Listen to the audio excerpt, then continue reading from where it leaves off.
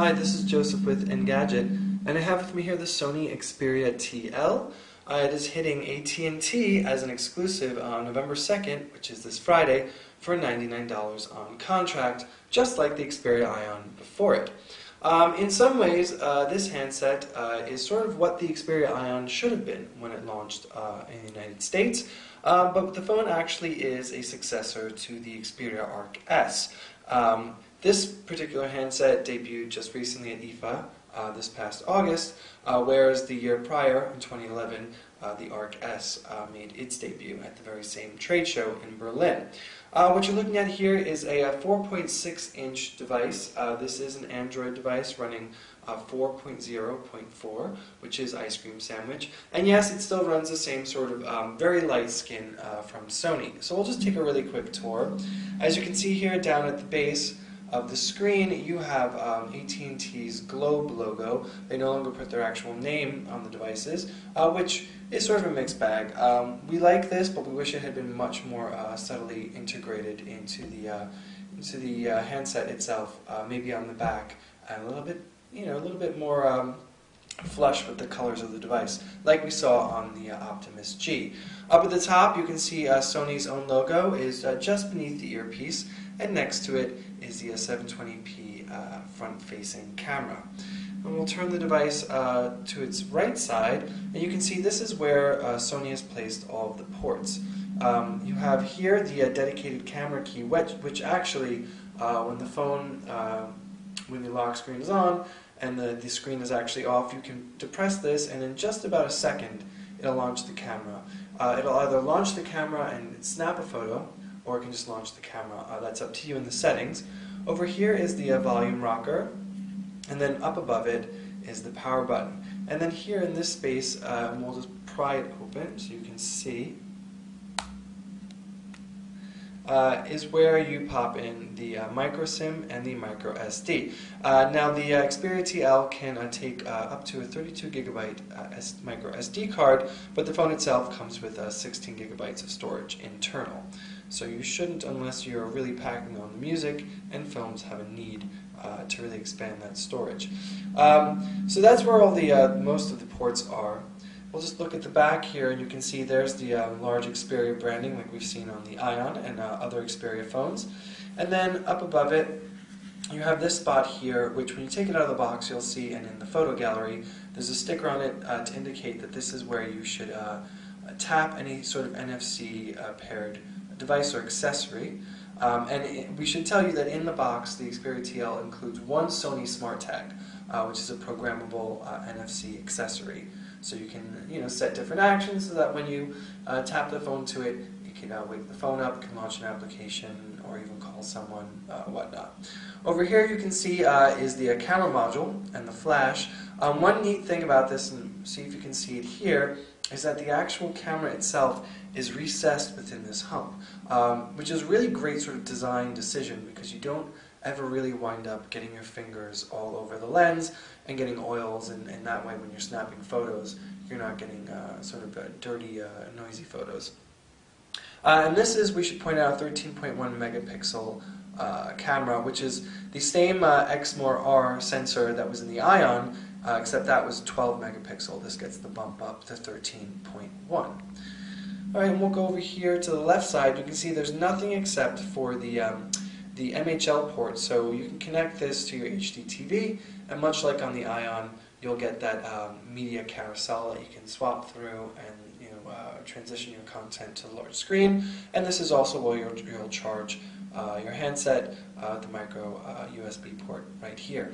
Now, one interesting thing we found about the design is that when you're holding this in your right hand, as the majority of people will be doing, your pointer finger rests on this, and it's kind of sharp over here, so it does dig into your finger, and it's not exactly the most comfortable. And the same has to be said for the decision to keep most of the hardware keys down at more towards the base, the lower half of the right side. So what happens over here is these buttons will dig into your palm. It's not completely uncomfortable, but when you're going to access the power button, it's much more intuitive to do it over here than it is to scoot down and find the button over here. It's a minor little niggle that sort of cropped up in our time with the phone, but one we thought was worth pointing out. So let's go ahead and power on the device here so you can see.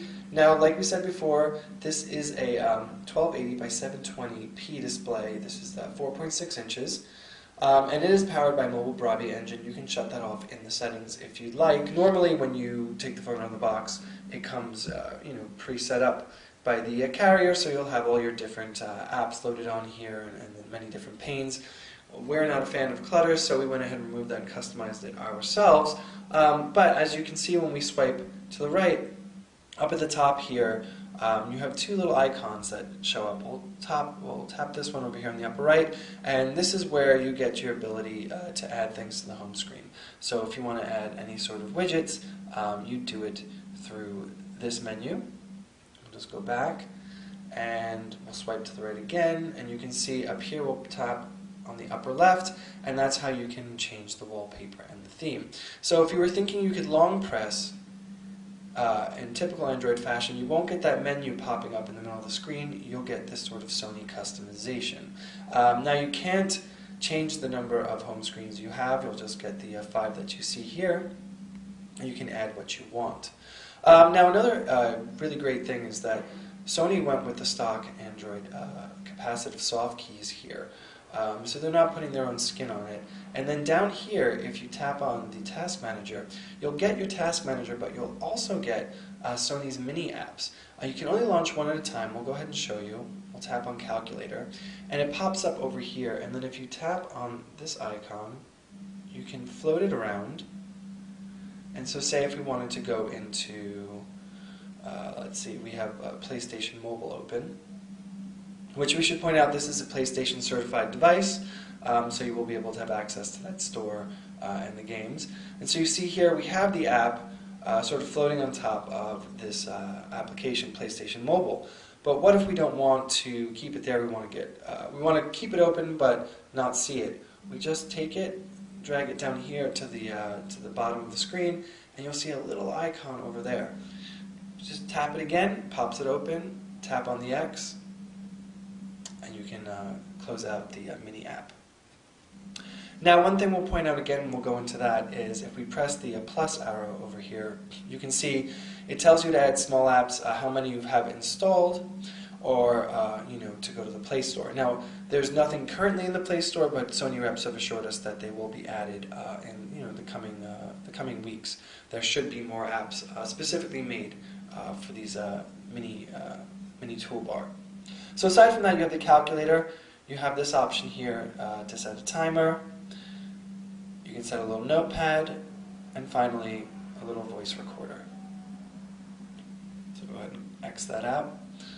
Now we'll go ahead and jump into the app drawer, and you can see here we haven't gone ahead and disabled anything. You can't really uninstall. We'll show you what you can uninstall.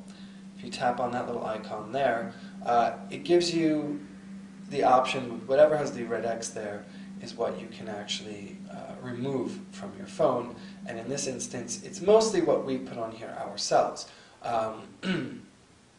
Aside from Office Suite, which does come pre-installed and can be actually uninstalled, and Astro, there's nothing else that comes preloaded. You can only disable them, so removing them from the app drawer but not the phone itself. So you can see here you have a whole bunch of AT&T branded apps: Code Scanner, Family Map, Navigator, Ready to Go, Smart Wi-Fi. The other thing is that since this is an Xperia phone, something Sony started at IFA, and we saw it on the Xperia Tablet S, is that it now comes with 3 standard Sony media applications. So you have Album here. We'll go through. Also comes with Walkman, and there should be one more for Movies.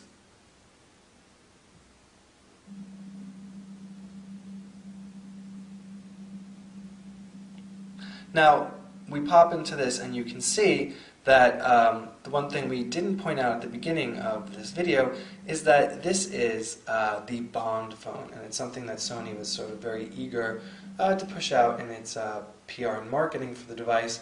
In our opinion, it's mostly just sort of a gimmicky sort of marketing positioning, just Another typical example of Sony synergy across all of its different departments. You can see here's the content preloaded. We'll go ahead and tap on one. Here's the trailer for James Bond Skyfall. And also, as a default, the phone comes with the 007 wallpaper, which we removed. We'll go ahead and show that to you. Let's go in here. See, it comes with either that one, the woman painted in gold with all the different Bond logos on her, or the typical James Bond graphic. So the ringtones and notifications are set that way. You can go ahead and remove them from the Bond tie-in. But other than that, you can see this is sort of, there's not that much bloat on the device. You can live with it. Also, there's a timescape widget if you'd like to sort of have your social media tie in there. Alright, now let's go ahead and pop into the browser. We loaded Chrome on here, and we'll go ahead and load up the full desktop site for Engadget. And you can see it's pretty speedy, the device. We haven't really had absolutely any problems with it. There were no forced closes. We've seen no stutter, no lag. It's a very smooth experience, and that's what you can expect with the dual-core 1.5 GHz Snapdragon S4 that is included in this device. Now, bear in mind, see, we're almost fully loaded, and there you go. Now, bear in mind, we are in New York City here, just past the Hurricane Sandy tragedy, and so networks aren't exactly responding the way they're used to. We haven't been able to make voice calls with this handset, really, since the hurricane blew through. So most of our testing in that regards, is sort of an exception. But as you can see here, scrolls pretty fast. It does take a little bit to render, and you can see the white spaces sort of popping in, and then we'll show you pinch to zoom on the device. Pretty fluid. Re-renders quite nicely. Alright, so we'll go ahead and pop into the camera app, and we'll do that actually by depressing over here. So you hold that down. Go ahead, it launches.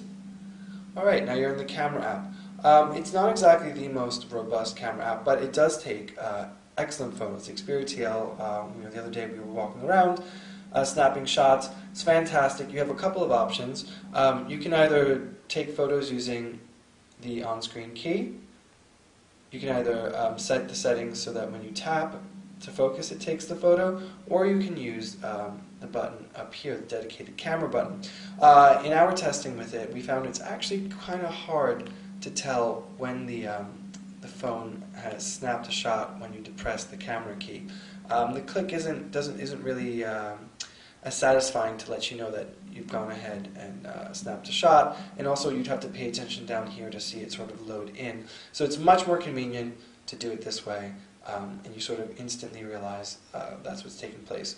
Now if you want, you can toggle to the video camera here, and that's full 1080p video, and you can see our sample in the full review itself. Audio quality in that video was excellent, although we did notice that the video footage itself looked a bit grainy in actual playback on our computers. Over here, you can toggle through your options for different scene modes. And the other thing we should point out is that you can sort of add whatever icons you want and swap them around here on the interface. So right here you can see you have those options. We'll go into settings. Right now this is set to 13 megapixel at a 4:3 aspect ratio. You can always step that down to get the widescreen 16:9 if you'd like. Then just a bunch of other things. You can toggle the quick launch here, your capture method, geotagging, timer, and whatnot. Alright, so that's about it for the Sony Xperia TL. Again, it will be hitting AT&T stores on Friday, November 2nd, for $99 on contract. So if you're looking for a dependable phone, which this actually is, We've had no problems with it. It's not the most exciting. Its design it sort of leaves something to be desired. It's not particularly pretty on the front. Most of the personality is here on the back, as you can see, with that subtle curve and the little hump for the camera module. But again, if you're looking for something that's not the flashiest, it doesn't have to be a quad-core device, or even running the latest Android software, this is a perfectly fine handset to go ahead and call your own. And Sony has been pretty great sort of updating their Xperia line, and they have promised that this handset will see Jelly Bean, although no timetable for that has been announced. So that's it, the Sony Xperia TL. I'm Joseph with Engadget. Thanks for watching.